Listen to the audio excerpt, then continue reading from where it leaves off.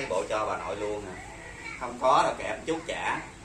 Bà mượn về nào mẹ nó về trả. tối nó xin á mà không biết xin cây nào. Nó nói nó để đó nó đi mua, nó đi mua cho bà nội cây kẹp để nó thân có tiền rồi mua.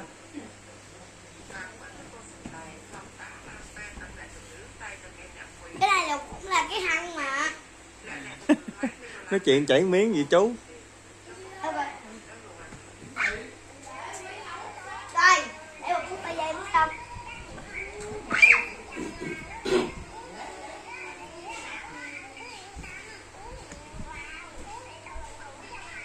Ủa thì cái hăng mà. Tuổi gì đây? Con muốn chơi bắt con muốn chơi bắt bà nội đấy cái gì mà sao cái gì mà chuối. lấy cái khăn ở sao rồi? Cái hăng con hả? Biết muốn lấy khăn nào.